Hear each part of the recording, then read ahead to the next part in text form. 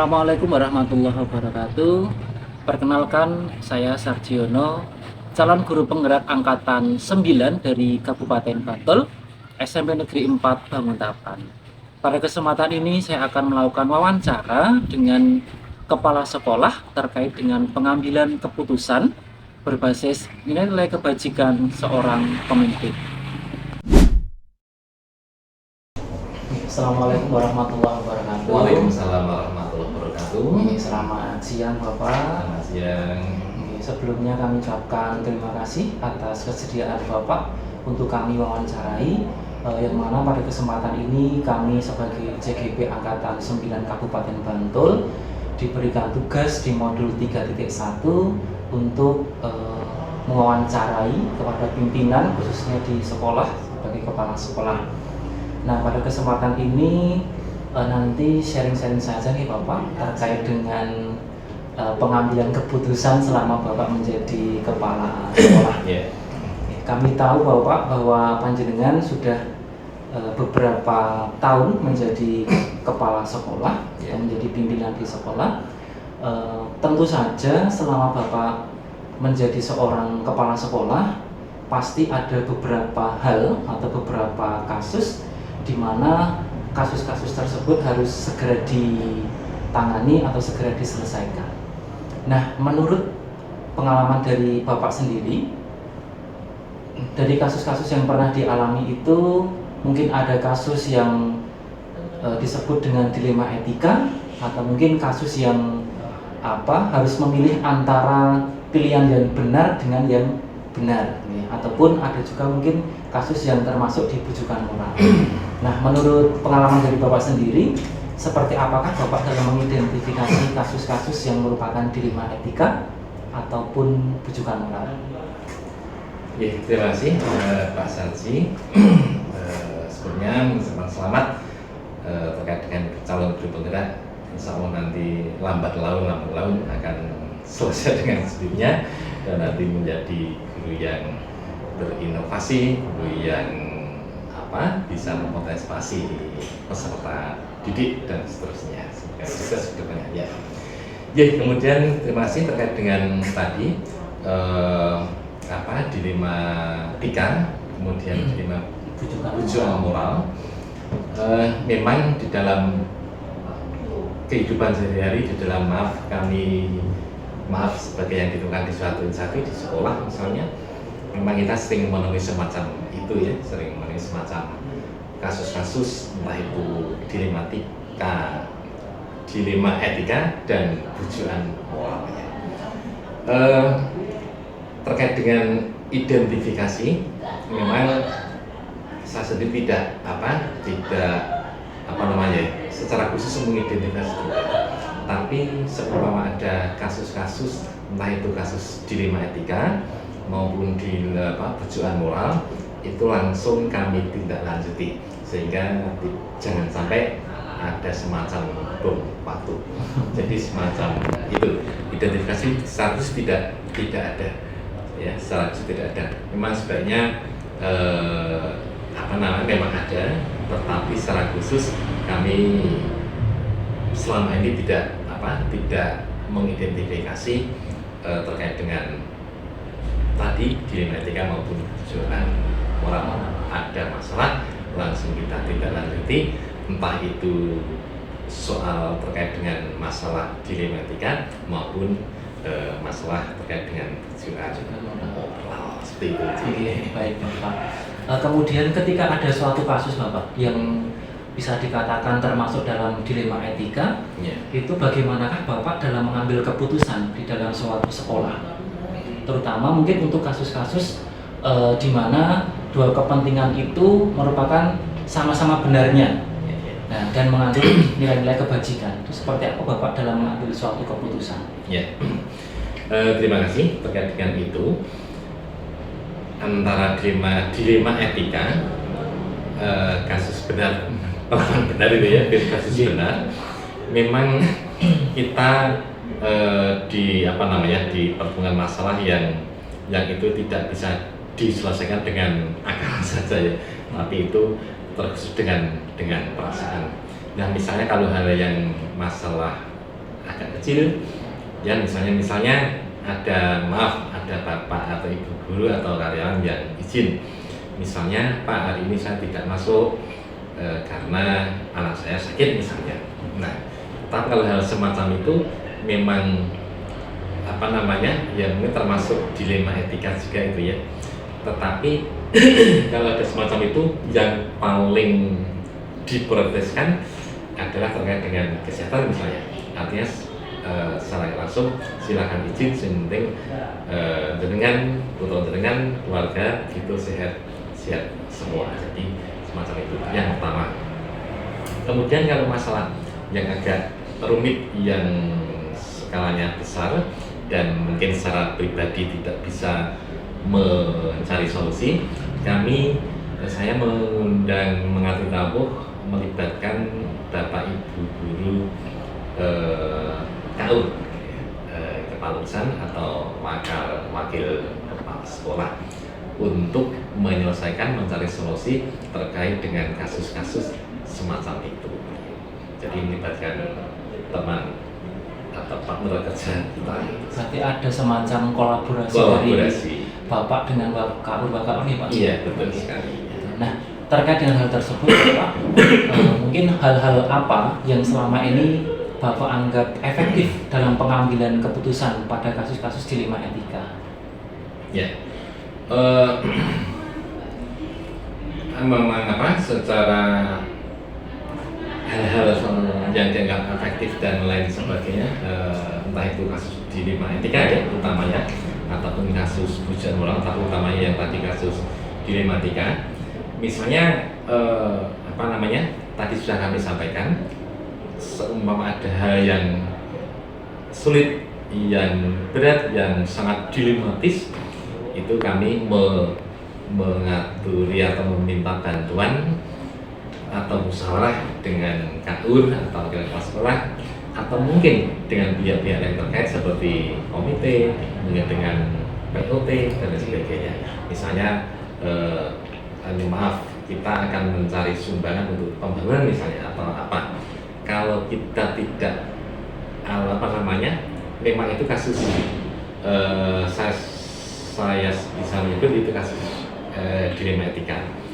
Memang kondisi keuangan kita mengandalkan dana Puskesmas Perda itu memang bisa jalan tapi tidak bisa lancar gitu ya.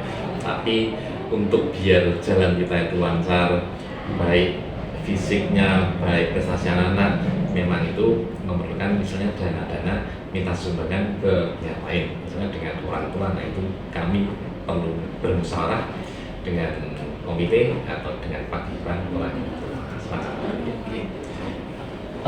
Ketika Bapak melaksanakan atau berkoordinasi dengan orang-orang yang terkait itu, tentu saja ada tantangannya ya Pak.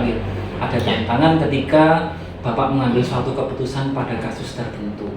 Nah, di dalam saat ini yang menjadi pokoknya adalah dilema etika. Nah, tantangan apa saja yang Bapak hadapi saat ini selama menjadi kepala sekolah? Ya. Terkait dengan tantangan apa yang saya hadapi, memang tantangan itu ada, tetapi tergantung bagaimana kita mensiasatinya. Terus terang, siapapun orangnya atau kelompok orang, misalnya dalam kita bermusyawarah, dalam kita menyampaikan gagasan, asalkan kita prosedurnya baik, prosedurnya betul, disampaikan dengan baik, insya Allah akan diterima dengan baik, dengan bagus, dan insya Allah hasilnya pun juga bagus. Jadi untuk tantangan saya sendiri menyebutnya tidak ada ya, semuanya tergantung kita bagaimana menanggapi saja. Dan saya berpositif thinking bahwasanya orang itu semuanya baik. Karena tadi Bapak sudah menyebutkan adanya suatu kolaborasi gitu. Iya, kolaborasi ya. Nanti antara Bapak sebagai pimpinan atau kepala sekolah harus berkolaborasi dengan Bapak Ibu guru maupun yang terkait gitu. Oh ya, baik, terima kasih.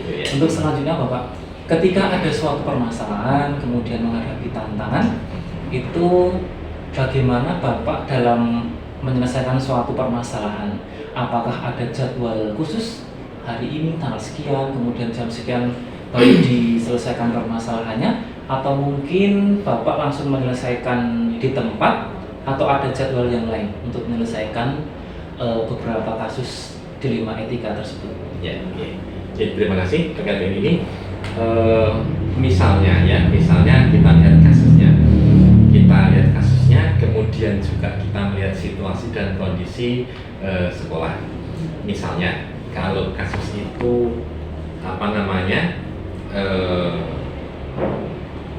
kita melihat langsung, saya melihat langsung gitu maksudnya, maka kita berkoordinasi dengan pihak-pihak terkait. Misalnya kalau anak-anak, ya kita dengan koordinasi dengan teman-teman tiga. Tetapi seumpama ya kasusnya itu, kejadian itu saya tidak tahu, misalnya kasus apa hari ini ada kasus, kemudian pas mungkin saya tidak melihat, mungkin acara dinas di luar atau apa, nah kemudian mungkin nanti siang mendapatkan informasi dari teman tiga misalnya, nah maka itu baru kita agendakan,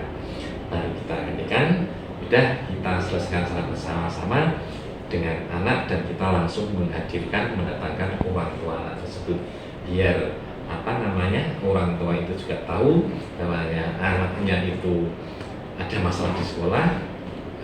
Jangan sampai orang tua itu tidak tahu terkait dengan masalah yang dihadapi anak di sekolah. Jadi untuk jadwal, kami tidak membuat jadwal, tergantung situasional kejadian itu. Jadi bisa langsung kita lanjuti, tapi juga langsung tidak langsung kita tidak lanjuti.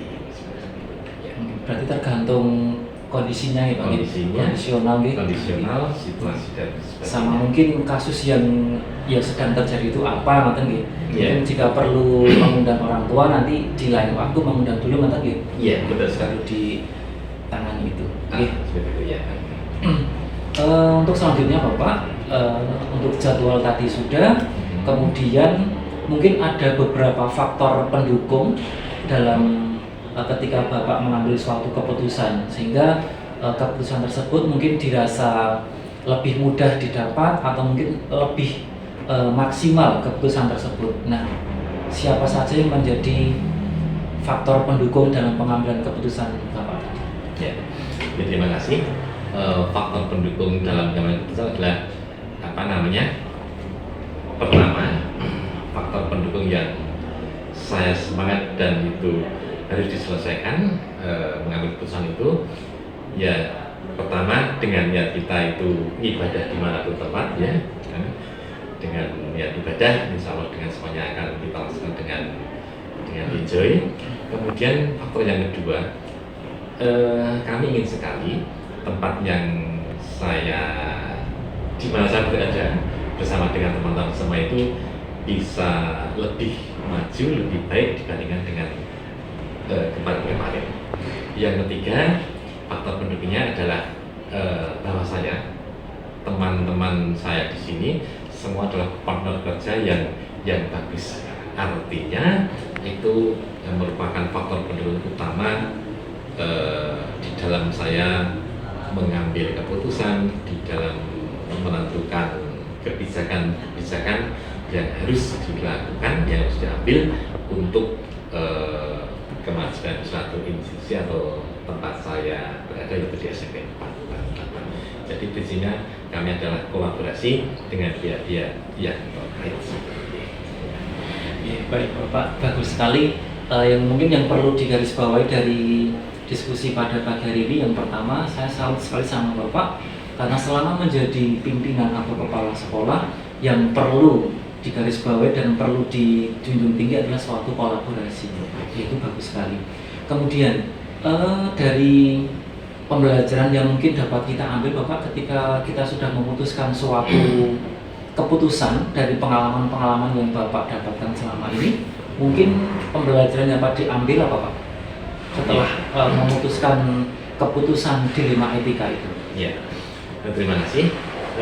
Setelah kita ada kasus naik di dilema etika atau apa, pelajaran yang saya ambil adalah musyawarah kolaborasi itu sendiri. Jadi semakin kita banyak komunikasi, semakin kita banyak berkolaborasi dengan pihak lain, entah itu teman sendiri, entah itu komite, entah itu stakeholder yang lainnya, insya Allah akan semuanya akan terselesaikan. Jadi yang saya petik adalah hikmahnya adalah kolaborasi itu sangat diperlukan untuk mencari solusi suatu masalah. Terima kasih sekali Bapak matur nuwun atas kesediaannya untuk menjadi narasumber pada wawancara kali ini. Tentu dari hasil wawancara ini akan saya terapkan ke depannya. Mungkin suatu saat saya menjadi bagian dari seperti Bapak, semoga bisa mengambil kebijakan dengan secara bijak, kemudian bisa mengambil kebijakan yang terbaik dengan cara kolaborasi dengan teman-teman yang ada di sekolah kami. Amin. Sekali lagi terima kasih Bapak atas waktunya. Sukses selalu untuk kesempatan. Sama-sama. Semoga saya berdoa, semoga panjenengan juga selesai dan nanti semoga bisa tampil ke depan dan menjadi inspirator, kemudian menjadi motivator dan nanti untuk bisa menjadi motor penggerak di satu sekolah tempat kita ini dan nanti menjadi leader yang hebat. Terima kasih. Assalamualaikum warahmatullahi wabarakatuh, Bu Isna. Selamat pagi. Bagaimana kabarnya Bu Isna? Alhamdulillah sehat juga Bu Isna. Sebelumnya kami ucapkan terima kasih kepada Bu Isna yang telah bersedia kami wawancarai, yang mana pada kesempatan pagi hari ini kami sebagai calon guru penggerak angkatan 9 Kabupaten Bantul diberi tugas untuk mewawancarai kepala sekolah di daerah kami yang terkait dengan pengambilan keputusan berbasis nilai kebajikan sebagai seorang pemimpin dan Bu Isna. Nah, untuk itu pada kesempatan ini mungkin kami akan sedikit diskusi biasa saja Bu Isna terkait dengan ketika panjenengan mengambil suatu keputusan di sekolah ini. Oke. Bu Isna, bagaimanakah Ibu dalam mengidentifikasi kasus atau suatu permasalahan di sekolah ini? Mengingat Ibu sebagai pemimpin di sekolah ini, sebagai kepala sekolah, tentu saja suatu saat atau suatu waktu pasti ada suatu permasalahan, entah itu yang timbul dari siswa ataupun yang timbul dari pendidik maupun tenaga kependidikan. Terima kasih Pak. Terkait hal itu sudah pasti dimanapun pasti ada masalah betul ya. Iya betul. Dan sekali baik itu dari peserta didik atau dari guru atau karyawan pasti ada.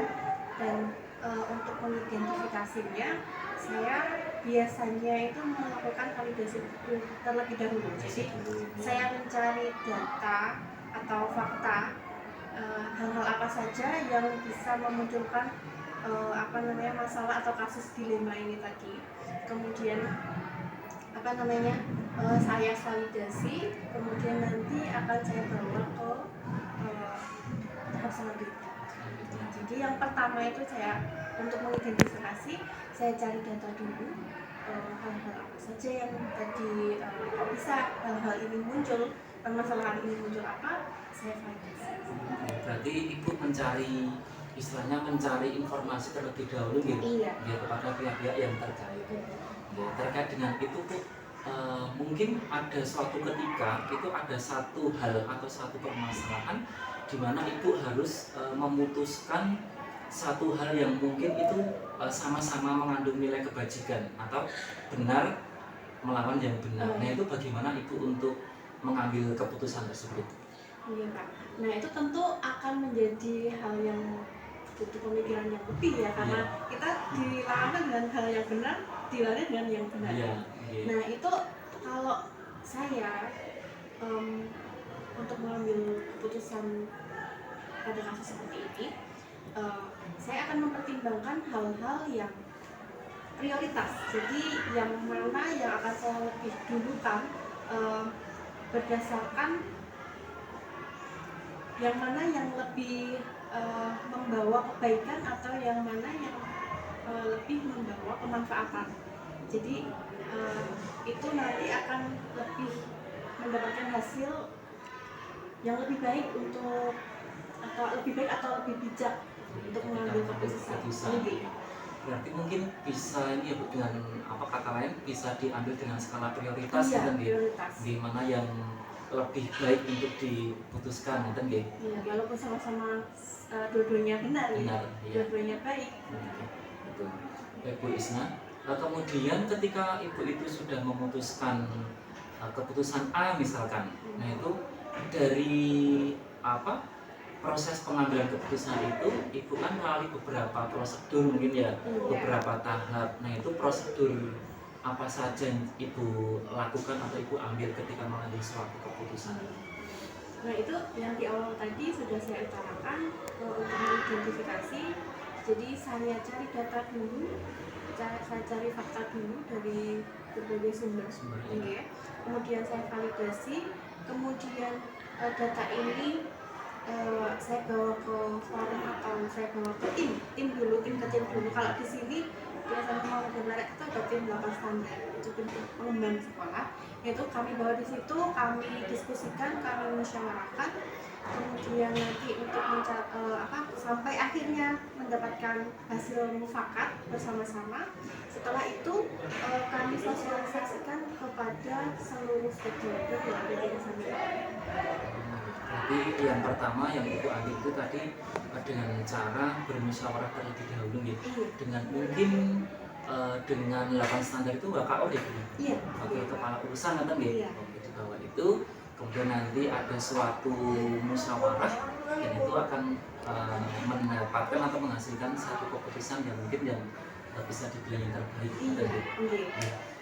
Baik Bu Isna, ketika tadi jenengan sudah memutuskan atau mengambil suatu keputusan, tentu dari Bu Isna sendiri itu mengalami adakah tantangan atau mungkin hal-hal yang membuat Ibu Isna tertantang untuk mengambil suatu keputusan itu, khususnya ketika ada satu kasus di mana Bu Isna harus memutuskan satu kasus yang benar melawan yang benar. Adakah tantangan tersendiri bagi Bu Isna? Tentu tantangan ada Pak, di setiap instansi atau di sekolah pun tetap ada gitu ya. Nah, tantangan yang saya hadapi itu yang sering kali saya rasakan atau saya temui di sini itu ketika saya dihadapkan dengan keadilan berlawanan dengan kasihan atau simpati tadi. Nah itu misalnya sebagai contoh, ketika saya dihadapkan dengan Bapak Ibu guru atau karyawan yang kurang disiplin dalam melaksanakan tugas sebagai guru atau karyawan. Nah itu bagaimana caranya saya bisa tetap mendisiplinkan Bapak Ibu guru ini dan mengambil keputusan, gimana caranya? Nah itu supaya nanti mendapatkan jawaban yang mufakat atau jawaban yang bijak itu pasti sangat berat ya, karena ini bergesekan satu sama lain, personal to personal gitu. Iya, betul. Nah itu tetapi kalau misalnya ini apa yang dilakukan oleh Bapak Ibu guru itu berbenturan dengan aturan, saya tetap akan mengambil tindakan.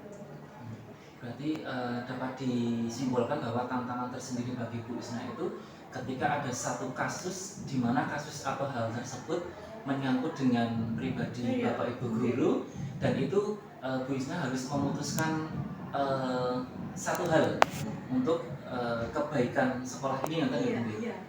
Tetapi tetap ada satu keputusan yang mufakat tadi. Iya. Kemudian dari keputusan atau tantangan tersebut, apakah ada jadwal tersendiri? Mungkin kasus ini harus diselesaikan di hari ini atau mungkin di jam ini. Adakah jadwal tersendiri untuk mengambil suatu tindakan dari Bu Isna? Kalau jadwal tersendiri atau jadwal tertentu itu tidak ada. Jadi ketika ada suatu kasus permasalahan itu akan segera saya tindak atau kita selesaikan gitu dengan prosedur yang sudah saya utarakan di depan tadi. dengan memvalidasi data dulu, kemudian mengumpulkan tim, dapat standar, kemudian didapatkan hasil yang mufakat, yang bijak tentunya, kemudian baru kami sosialisasikan ke bapak ibu guru yang ada stakeholder di SMK. Berarti mungkin untuk jadwal sendiri tidak ada nih. Tidak. Ya, mungkin nanti Bu Isna mengambil skala prioritas mungkin Iya, ya. iya. Jika ada satu kasus atau mungkin yang bersamaan itu kita ambil mana yang paling urgent Iya, yang harus diselesaikan terlebih dahulu. Oke, seperti itu.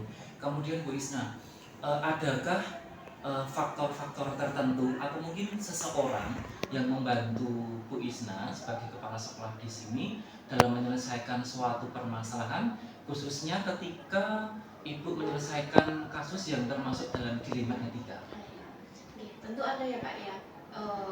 Di kepemimpinan Muhammadiyah itu kan kolektif kolegial, yang mana kepemimpinan yang bersama-sama dengan pihak-pihak yang terkait dalam pendidikan di SMP Muhammadiyah. Nah itu ada guru, ada tim tadi yang saya sebutkan, tim standar tadi, ada komite misalnya gitu. Nah itu bisa kita terus sertakan untuk mengambil keputusan yang mufakat. Bisa kita cari atau bisa kita minta pendapat masukan beliau itu supaya bisa mendapatkan keputusan yang baik dan bijak. Berarti faktor-faktor pendukungnya itu ada beberapa item Ibu nggih, dari tadi 8 standar atau mungkin bisa dikatakan 2 KO gitu nih. 2 KO itu kemudian ada dari mungkin orang tua sendiri ya mungkin orang tua jika ada kasus yang mungkin yang melibatkan orang tua. Kemudian tadi ada karyawan juga. Jadi ketika kita melibatkan orang-orang tersebut, mungkin nanti akan menghasilkan suatu keputusan yang baik dan juga bijak. Tentu nanti bisa membawa kebaikan dan kebermanfaatan untuk kebaikan di SMP. Sangat baik sekali bisnya. Jadi Ibu sudah menerapkan nilai kebajikan berupa kolaborasi, sehingga apapun masalahnya, apapun kasusnya, ketika kita hadapi, ketika kita bisa sharing dengan stakeholder di sini nanti tentu akan menghasilkan keputusan atau solusi yang terbaik. Baik, dari hal-hal diskusi kita pada pagi hari ini Bu Isna, banyak sekali kebaikan, kemudian banyak sekali pembelajaran yang dapat kami ambil yang Ibu utarakan tadi. Kemudian dari ini Bu, diskusi kita pada pagi hari ini, pembelajaran apa yang mungkin bisa Ibu sendiri ambil atau mungkin Ibu petik selama Ibu menjadi kepala sekolah di SMP ini, khususnya ketika Ibu menyelesaikan kasus-kasus yang berkaitan dengan dilema etika? Tentu ada beberapa hal yang bisa diambil atau dipetik dari selama saya menjadi kepala sekolah. Yang pasti yang saya tanamkan di dalam hati saya itu setiap permasalahan pasti ada solusi. Kemudian keputusan yang kita ambil itu tentu harus berdasar dari nilai-nilai kebaikan dan sesuai aturan dalam aturan koridor hukum atau aturan norma seperti itu. Kalau misalnya ada sesuatu hal yang memang harus ditegakkan, ya akan ditegakkan sesuai aturan. Siapapun mungkin ada sisi lain Bu Isna, nggak enak sama ini, mungkin tetap harus ini ya Bu ya, ditegakkan. Toh itu selagi dalam koridor atau dalam nilai kebaikan yang berlaku di SMP ini. Terima kasih, baik sekali Bu, luar biasa jenengan sebagai seorang pemimpin, sebagai kepala sekolah di sekolah ini. Mungkin kedepannya dari hasil diskusi kami pada pagi hari ini tentu banyak sekali nilai, banyak sekali pembelajaran yang dapat kami ambil. Mungkin kedepannya jika nanti kami diberi amanah sebagai pemimpin pembelajaran atau mungkin sebagai pemimpin suatu instansi, tentu diskusi kita pada pagi hari ini sangat membantu sekali ketika besok kami bertugas ke depannya. Dan Bu Isna, terima kasih sekali atas waktunya Bu Isna. Mohon maaf ketika mengganggu waktu panjenengan. Terima kasih Pak Satya. Terima kasih Bu.